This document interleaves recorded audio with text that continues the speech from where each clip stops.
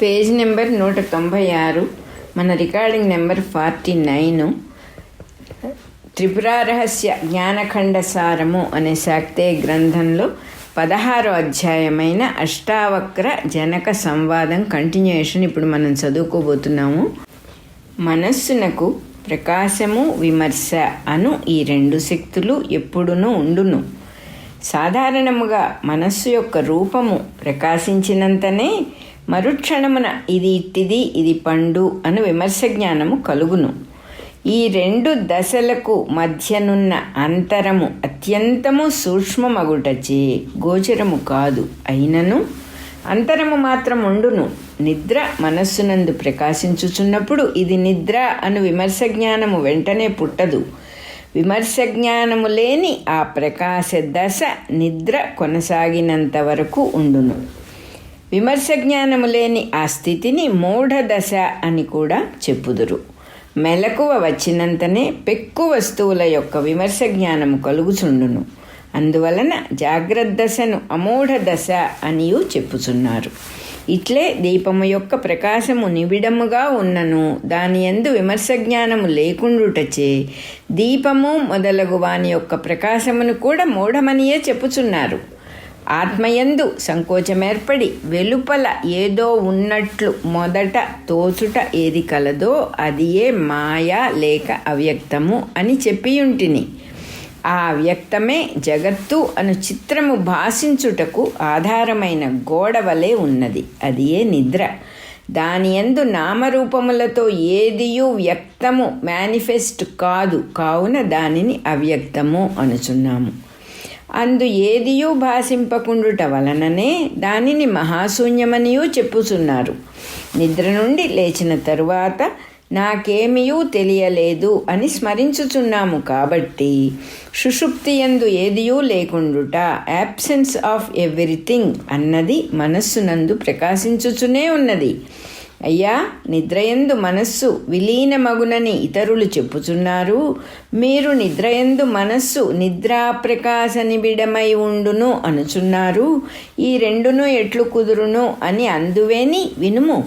నిద్రయందు మనస్సు ప్రతి క్షణ భిన్నములైన పరిణామములను పొందక నిర్వికల్పముగా నిశ్చలముగా ఉండుట చేత అది విలీనమై ఉండును అని వారు తలచుచున్నారు. నిద్రను తన యందు ప్రతిబింబింపచేసుకొనుచు మనస్సు ప్రకాశ స్థితి యందు ఉండునని మేము చెప్పుచున్నాము. కావున ఎట్లు చెప్పినను వస్తుస్థితి యందు భేదము లేదు. జాగ్రత్త దశలో కూడా వస్తువును చూచిన తొలి క్షణమునందు మనస్సు ప్రకాశమును మాత్రమే పొంది విమర్శను పొందక లీనమై ఉండును. కానీ మరుక్షణముననే ఆ స్థితి వికల్ప జ్ఞానముల యొక్క పరంపర చేత మాయమైపోవచ్చున్నది. నా అనుభవమును అనుసరించి నీకొక రహస్యమును చెప్పెదను. ఈ విషయమున విద్వాంసులు కూడా భ్రాంతిని పొందుచున్నారు.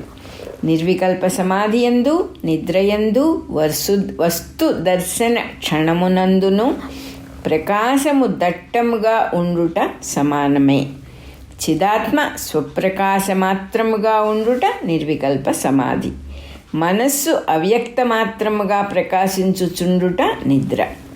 చెట్టు, తీగె మొదలగు పదార్థములు నామ రూప రహితముగా వస్తుమాత్రముగా మనస్సునందు ప్రకాశించుట వస్తు దర్శనము.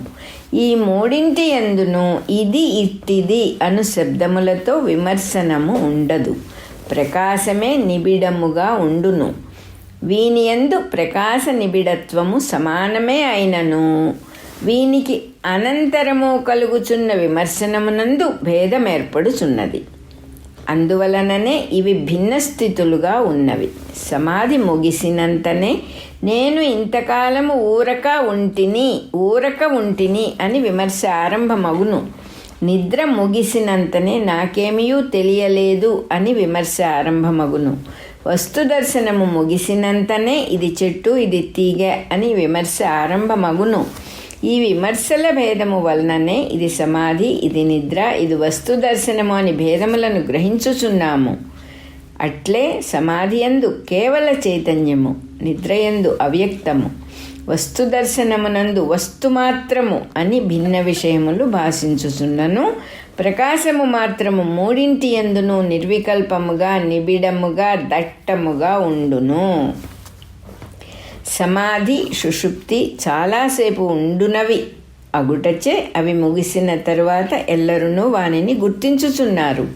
వస్తు దర్శనము క్షణకాలము మాత్రమే ఉండున్నది అగుటచే దానిని అందరూ స్పష్టముగా గుర్తింపలేకున్నారు.